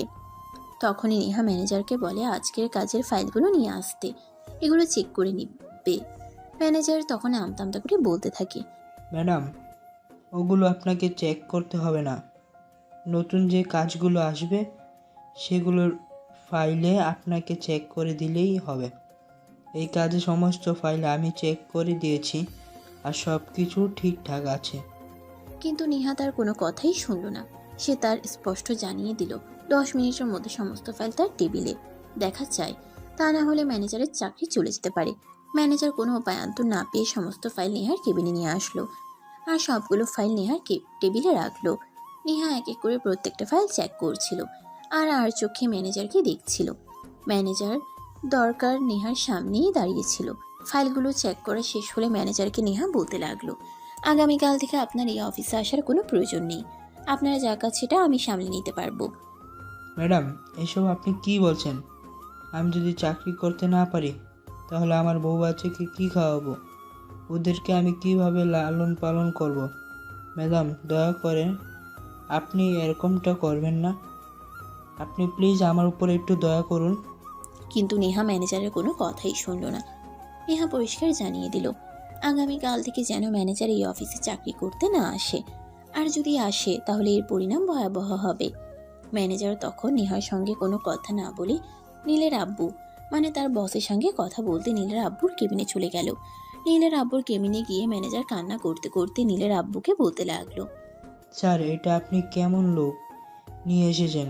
আমি আপনার অফিসে এতদিন ধরে কাজ করেছি, আপনি কোনোদিন আমার কাজে একটু ভুল পর্যন্ত ধরতে পারেননি। আর সেখানে উনি প্রথম দিন অফিসে এসে আমাকে অফিস থেকে বের করে দিচ্ছেন, আর আমাকে বলছেন আমি যেন আর কখনো এই অফিসে চাকরি করতে না আসি।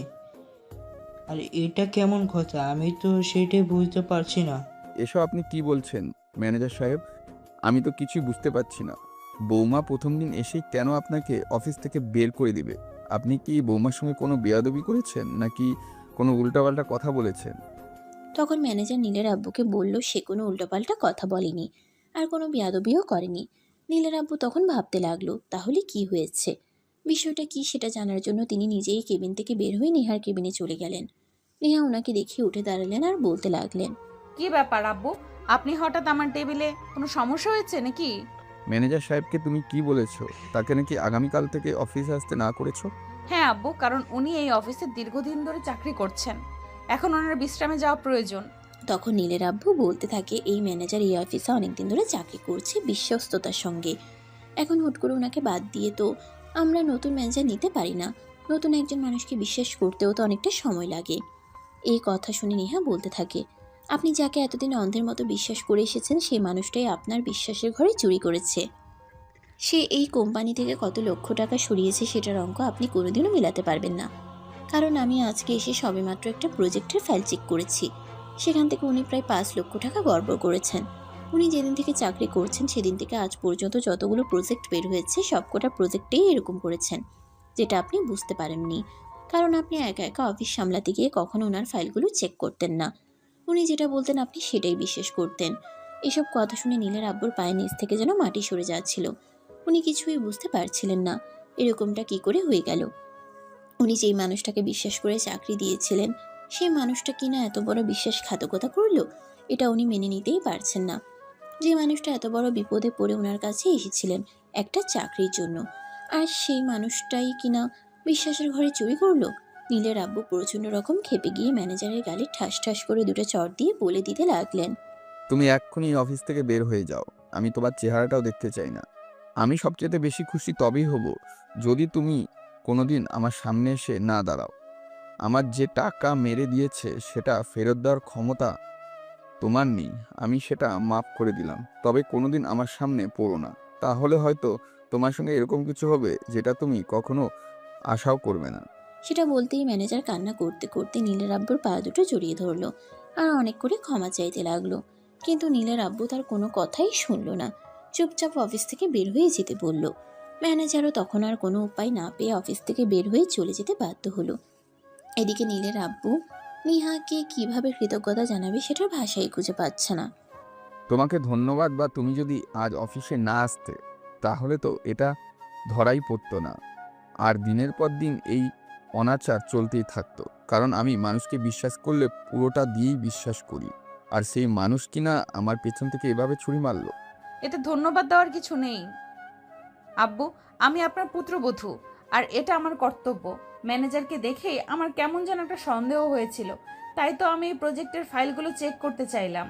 তখনই উনি ফাইলগুলো আমাকে দিতে থতমত হচ্ছিল, তাই আমার সন্দেহ আরো তীব্র হয় আর আমি ফাইলগুলো চেক করে সবটা জানতে পারি। অতঃপর দুজনের কথাবার্তা শেষ করে নীলের আব্বু নিজের কেবিনে চলে গেল। এরপর থেকে প্রত্যেক দিন নেহাই অফিস সামলাতো। দেখতে দেখতে প্রায় 1 সপ্তাহের সময় চলে গেছে। নীলের আব্বু আজ কানাডা থেকে বাংলাদেশে ফিরে আসবে, তাই সবাই ওনার ফিরে আসার জন্য অপেক্ষা করছে। কি ব্যাপার নেহা ম্যাডাম, আপনার অফিস কেমন চলছে? আপনি তো দেখছি অফিস করতে গিয়ে আমার খেয়াল রাখাই ভুলে যাচ্ছেন। অফিস তো ভালোই চলছে, আর আমি তোমার খেয়াল রাখা ভুলে যাব কেন? আমি তো প্রত্যেকদিন সকালে তোমার জন্য খাবার তৈরি করে রেখে যাই দুপুর পর্যন্ত, তারপর রাতে বাসায় ফিরে সবার জন্য রান্না করি নিজের হাতে। আমি তো আমার কর্তব্য যথাযথভাবে পালন করার চেষ্টা করছি, কিন্তু তোমার কেন এরকম মনে হলো সেটাই তো আমি বুঝতে পারছি না। নীল তখন একটা শয়তানি মার্কা হাসি দিয়ে বলল, তাদের বিয়ে তো অনেকদিন পেরিয়ে গেছে, কিন্তু তারা এখনো হানিমুনে যায়নি। এই কথা শুনে নেহা বলতে লাগলো, এখন কোনো হানিমুনে যাওয়া হবে না, কারণ সামনেই নীলের পরীক্ষা, আর পরীক্ষায় খুব ভালো রেজাল্ট করতে হবে, কারণ তার শাশুড়ি মা টিচার বলে কথা। এখন যদি পরীক্ষায় নীল খারাপ রেজাল্ট করে তাহলে সেটার জন্য তার শাশুড়ি মাকে কথা শুনতে হবে। সবাই বলবে ম্যাডামের মেয়েকে বিয়ে করেছে, তারপরেও ভালো রেজাল্ট করতে পারলো না। নীল তখন নেহাকে বলে, দেখো, আমি পরীক্ষায় ভালো রেজাল্ট করব সেটা আমি 100% নিশ্চিত, কারণ তোমার মতো একটা সুন্দরী, বুদ্ধিমতী আর গুণবতী একটা বউ যা করে আছে সে কি কখনো পরীক্ষায় খারাপ রেজাল্ট করতে পারে নাকি? যাই হোক সোনা, না আব্বু আসছে মনে হয়, আরও দেরি হবে, চলো না আমরা একটু রুমে যাই, এখানে ভালো লাগছে না। নীলের এই কথা শুনে নেহা অনেকটা চোখ রাঙিয়ে নিল আর বলতে লাগলো, এসব ফালতু কথা এখন একদম চলবে না।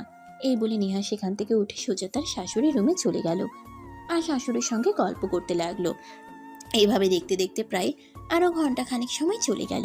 তখনই হঠাৎ কলিং বেলের আওয়াজ শুনে নেহা তার শাশুড়ির রুম থেকে বের হয়ে আসে এবং দরজা খুলে দেখতে পায় তার শ্বশুরমশাই দরজার বাইরে দাঁড়িয়ে আছে। আসসালামু আলাইকুম আব্বু, কেমন আছেন? ওয়ালাইকুম আসসালাম।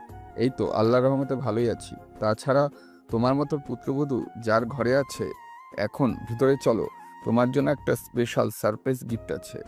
এই বলে নীলের আব্বু ভিতরে চলে আসে আর নেহাও দরজা লাগিয়ে ভিতরে আসে আর অপেক্ষা করতে থাকে।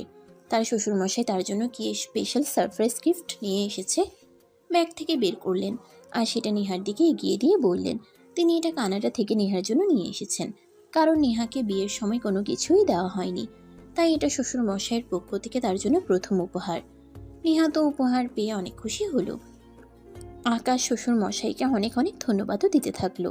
ঠিক তখনই তার শ্বশুরমশাই তাকে বলতে থাকে, তোমার জন্য আরও একটা স্পেশাল সারপ্রাইজ আছে। আগামী মাসে তুমি আর নীল দুজনে মিলে সুইজারল্যান্ডে ঘুরতে যাবে। আমি তোমাদের জন্য পাসপোর্ট, ভিসা আর এয়ার টিকিট সব কিছুই ঠিক করে রেখেছি। তোমরা শুধু নিজেদের তৈরি করে নিও, তাহলেই হবে। তারপর সবাই মিলে বেশ কিছুক্ষণ গল্পগুজব করে সব কিছু গুছিয়ে রাখে নেহা সবাইকে নিয়ে খাবার টেবিলে চলে আসলো। এই মেয়ে, কি হলো, ঘুমিয়ে যাচ্ছ কেন? একটু আমার কাছে আসো। আমার খুব ঘুম পাচ্ছে, সারাদিন তো অনেক ধকল গেছে, তাই খুব ক্লান্ত হয়ে পড়েছি। আমাকে প্লিজ ঘুমাতে দাও।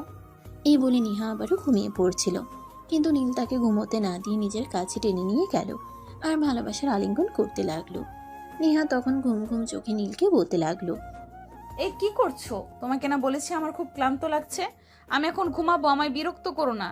কিন্তু তুমি তো দেখছি আমার কোনো কথাই শুনতে চাইছো না। উফ, এমন কেন করছো?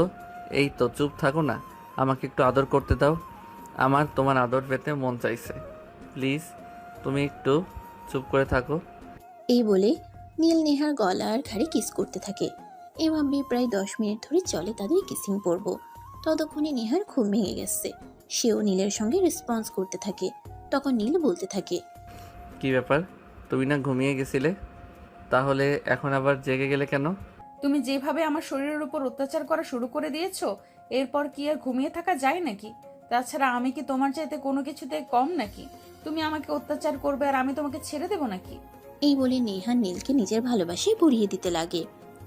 নীলও কম যায় কিসের, সেও নেহার সঙ্গে তালে তাল মিলিয়ে ভালোবাসা দিতে থাকে। আর এইভাবেই দুজনে চলে যায় ভালোবাসার মহাসমুদ্রে।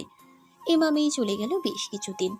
এদের মধ্যে দেখতে দেখতে নীলের অনার্স ফাইনাল ইয়ারের পরীক্ষা চলে আসলো। পরীক্ষা শেষ হওয়ার পর তিনি নীল আর নেহা দুজনেই সুইজারল্যান্ডের উদ্দেশ্যে রওনা দেয়। তারা সেখানে প্রায় 15 দিনের মতো থাকে। এখানে ঘোরাঘুরি, খাওয়া দাওয়া আর এনজয় করে তারপর বাংলাদেশে ফিরে আসে। তারপর চলে গেল আরো 1 মাস। হঠাৎ করে একদিন নেহা সন্ধ্যাবেলা সবার জন্য নাস্তা বানাচ্ছিল, তখনই মাথা ঘুরে যায়। ভাগ্যিস তখন সেখানে বাড়ির কাজের মেয়েটা উপস্থিত ছিল। সে সবাইকে ডাকাডাকি করে সবাইকে সেখানে নিয়ে আসে। নীল নেহাকে পাজা কোলে তুলে নেয় আর রুমে নিয়ে যায়। নীলের আব্বু তখনই ডাক্তারকে ফোন করে। ডাক্তার কিছুক্ষণের মধ্যে বাসায় চলে আসে আর তারপর নেহাকে চেক আপ করে নীলের আব্বুর দিকে তাকিয়ে বলে নেহা মা হতে চলেছে। এই খবরটা শুনে বাড়ির সবাই তো অনেক খুশি। নেহার আব্বু আম্মুকে তখনই খবর দেওয়া হয়।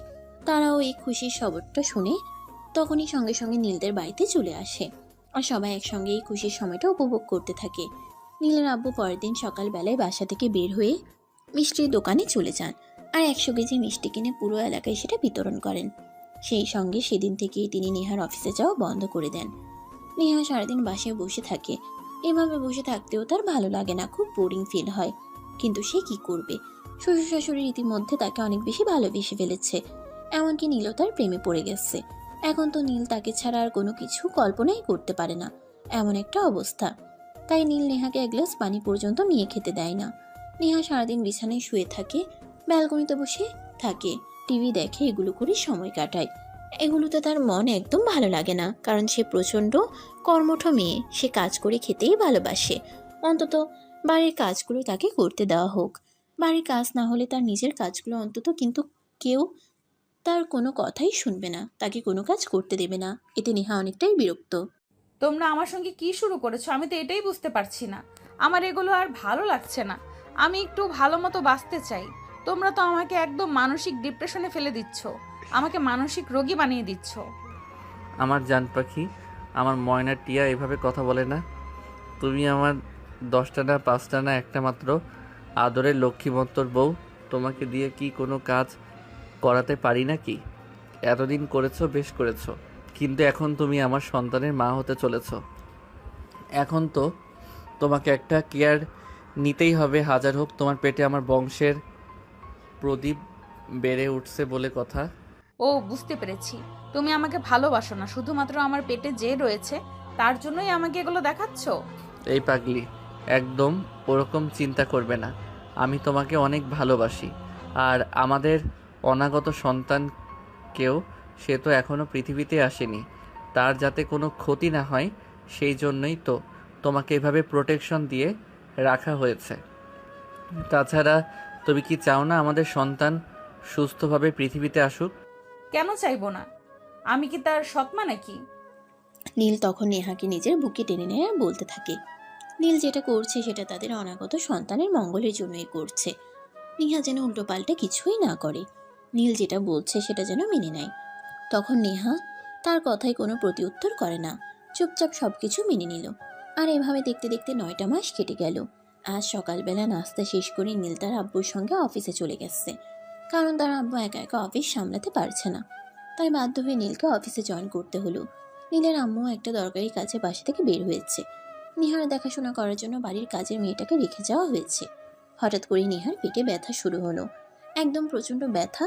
কাজের মেয়েটা কি করবে কোনো কিছু বুঝতে না পেরে সঙ্গে সঙ্গে নীলের নাম্বারে ফোন দেয়। 2বার রিং হওয়ার পরেই নীল ফোনটা রিসিভ করে।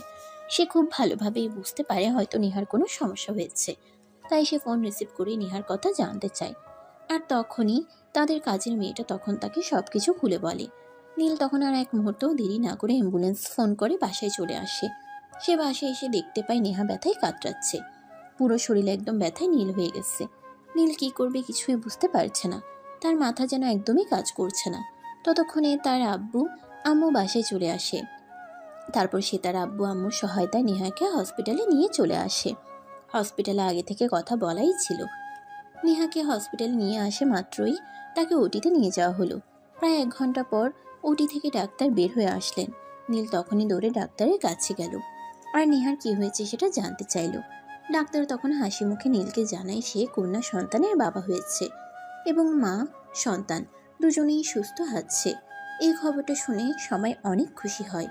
আধা ঘন্টা পর নেহাকে কেবিনে শিফট করা হলো।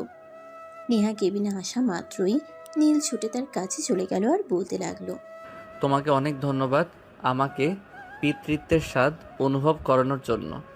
আমাকে শুধু ধন্যবাদ দিবে, আর কিছু দিবে না? এটা বলে নীল নেহার কপালে আলতো করে একটা ভালোবাসার পরশ এঁকে দিয়ে বলতে লাগলো, ম্যাডাম বাসায় তো চলো, তারপর না হয় বাকিটা সুদে আসলে ফেরত দেবো তোমায়। এটা বলতেই নেহা অনেকটা লজ্জা পেয়ে গেল আর নিজের মুখটা লুকানোর চেষ্টা করছিল, কিন্তু লুকাবে আর কথায়। এদিকে তখনই নার্স বাচ্চাকে নেহার কাছে নিয়ে আসলো আর তাকে বুকের দুধ খাওয়ানোর কথা বলে। নীল তখন নেহাকে বাচ্চাকে দুধ খাওয়ানোর কাজে সহযোগিতা করে আর তারপর সে তার মেয়েকে কোলে নেয়। অবাক হয়ে সে তার মেয়ের দিকে তাকিয়ে আছে। এ যেন একদম নেহার ফটোকপি। এটা দেখে সে নেহাকে বলতে লাগে, জন্ম দিলাম আমি, আর হলো তোমার মতো দেখতে। আমার মেয়ে কি তোমার মতো দেখতে হবে নাকি? ও মা, তাই নাকি? ব্যাংকে টাকা রাখলে কি টাকাটা এটিএম মেশিনের হয়ে যায়, নাকি ওটা মালিকেরই থাকে? গ্লাস আমার, চিনি আমার, পানি আমার, আর সেখানে এক ফোঁটা লেবুর রস দিতেই শরবত তোমার হয়ে গেল? ঠিক আছে বাবা, যাও, মেয়ে তোমাকেই দিয়ে দিলাম। আমাকে শুধু আব্বু বলে ডাকলেই হবে, আমার আর কিছুই চাই না। এই বলে নীল তার মেয়ের কপালে আলতো করে একটা ভালোবাসার পরশ এঁকে দিল। আজ 7 দিন। আজ নেহা আর তার মেয়েকে বাড়িতে নিয়ে যাওয়া হবে। সে উপলক্ষে তাদের পুরো বাড়িটা অনেক সুন্দর করে সাজিয়েছে নীলের আব্বু, কারণ তার বংশের একমাত্র উত্তরাধিকারী আসছে বলে কথা। সকালবেলায় তিনি নেহাকে ফোন দিয়ে বলেন, বৌমা তাড়াতাড়ি চলে এসো, আমার কিন্তু আর তর সইছে না। কখন আমার বাড়ির মানুষ বাড়িতেই আসবে? হ্যাঁ আব্বু, আপনি কোনো চিন্তা করবেন না, তাড়াতাড়ি আমরা চলে আসব। দুপুর 12টার দিকে তাদেরকে হসপিটাল থেকে রিলিজ করা হলো।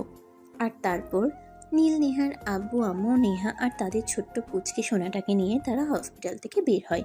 আর কিছুক্ষণের মধ্যেই বাড়িতে চলে আসে। বাড়িতে এসেই দেখতে পাই যেন এক মহা উৎসব চলছে। এটা দেখেই নেহা তার শ্বশুর আব্বুকে বলে, আব্বু, আমি কিন্তু খুব মন খারাপ করেছি।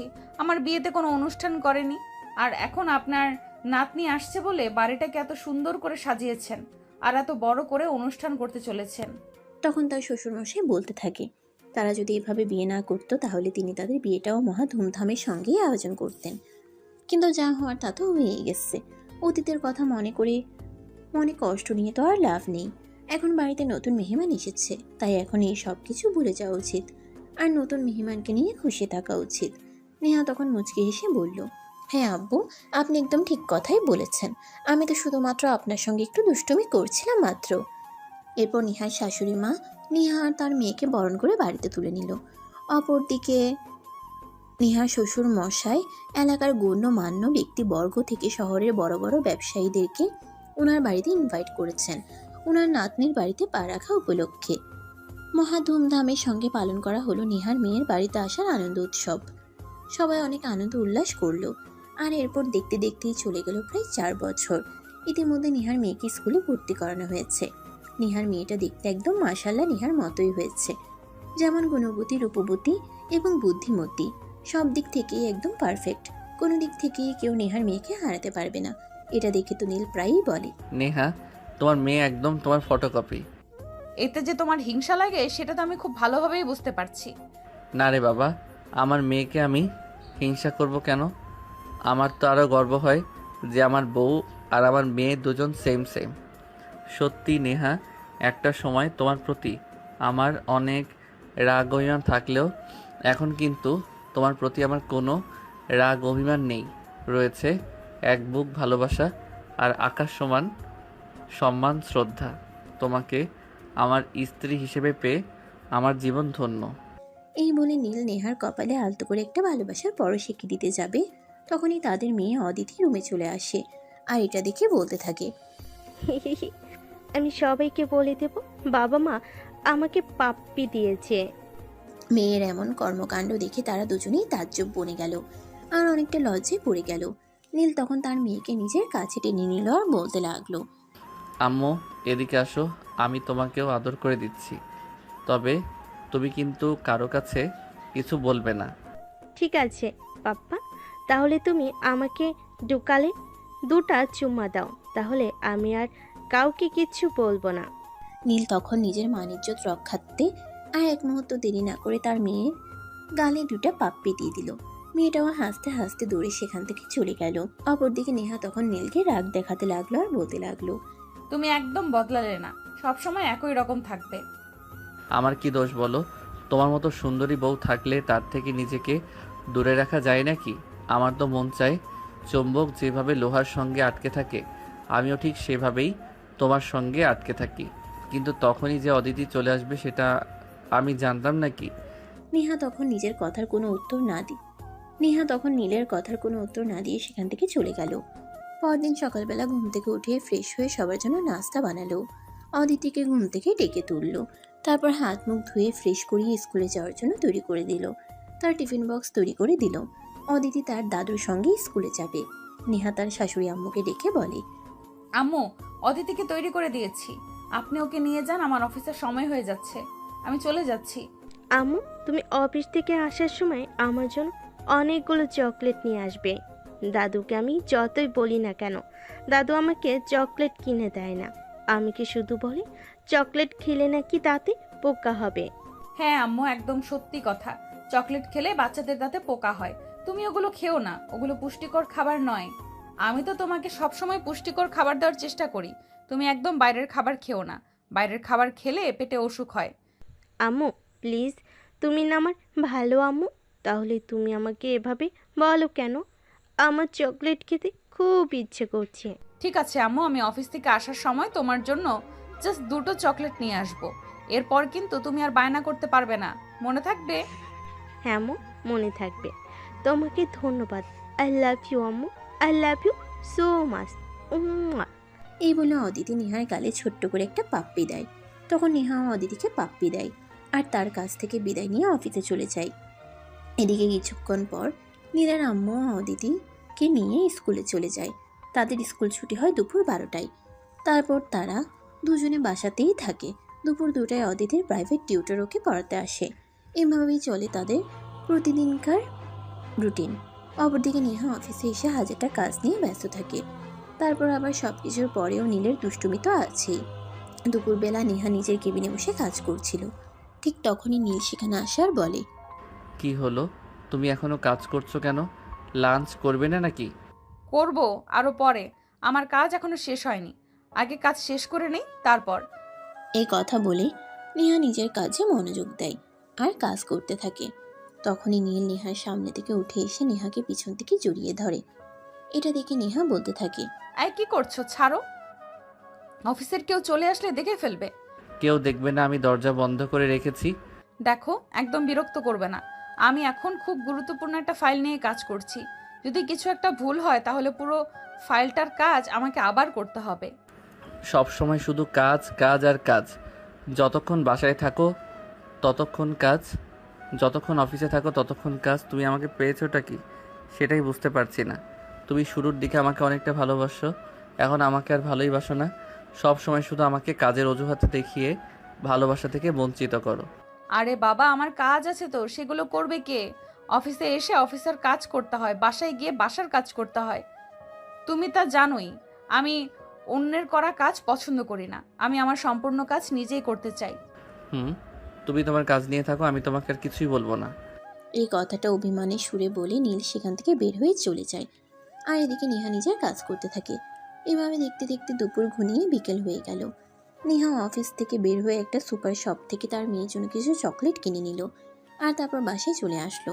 বাসায় এসে কলিং বেল চাপ দিতেই তার শাশুড়ি মা দরজা খুলে দেয়। আর তখনই তার মেয়ে দৌড়ে এসে তাকে জড়িয়ে ধরে বলতে থাকে, মাম্মাম, তুমি আমার জন্য চকলেট এনেছো? এই নাও তোমার চকলেট। এই বলি নেহা চকলেটের বক্সগুলো তার মেয়ের হাতে তুলে দিয়ে তার শাশুড়ি মায়ের সঙ্গে বসে বেশ কিছুক্ষণ গল্পগুজব করে। আর তারপর রুমে এসে ফ্রেশ হয়ে সবার জন্য রাতের খাবার তৈরি করে। খাওয়া দাওয়া শেষ করে সবাই নিজেদের রুমে গিয়ে ঘুমিয়ে পড়ে। নেহা তখন অদিতিকে ঘুম পাড়াচ্ছিল। তখনই নীল রুমে আসলো আর বলতে লাগলো, আম্মু, তোমার দাদুমণি অনেক সুন্দর ঘুম পাড়েনি গল্প বলতে পারে। তুমি যদি তোমার দাদুমণির সঙ্গে ঘুমাও তাহলে তোমার দাদুমণি তোমাকে ঘুম পাড়েনি গল্প শোনাবে। তুমি ঠিক বলেছো তো পাপা, তাহলে আমি দাদুমণির সঙ্গেই ঘুমাবো। এই বলে অদিতি এক লাফে বিছানা থেকে উঠে নীলের আম্মু রুমে চলে গেল। আর এদিকে নীল তখনই রুমের দরজাটা লাগিয়ে দেয়। এটা দেখে নেহা বলতে থাকে, এটা কি হলো? আমি তো কিছুই বুঝতে পারলাম না, তুমি অদিতিকে আম্মুর রুমে পাঠিয়ে দিলে কেন? তোমাকে কিছু বুঝতে হবে না, আমি তোমাকে সব বুঝিয়ে দেব। এই বলে নীল রুমের লাইট অফ করে দেয় আর বিছানায় চলে আসে। তারপর নেহাকে নিজের কাছে টেনে নিয়ে তার কপালে আলতো করে একটা ভালোবাসার পরশ এঁকে দেয়। তখনই নেহা বলতে থাকে, এই ফাজলামোগুলো করার জন্য অদিতিকে ওই রুমে পাঠিয়ে দিয়েছো? ফাইজলামো কেন বলছো? আমি একা একা ঘুমাতে পারি না অদিতি। এই রুমে থাকলে তুমি অদিতির দিকে ঘুমাও, আমাকে একা একা ঘুমাতে হয়, এগুলো আমার ভালো লাগে না। অদিতি তো আর আমার আম্মুর কাছে অযত্নে থাকবে না, তাই তোমার চিন্তার কোনো কারণ নেই। এই বলে নীল নেহাকে নিজের কাছে টেনে নেয় আর ভালোবাসার আলিঙ্গন করতে থাকে। এভাবেই বেশ কিছুক্ষণ পর দুজন ভালোবাসার মহাসমুদ্রে ডুবে যায়।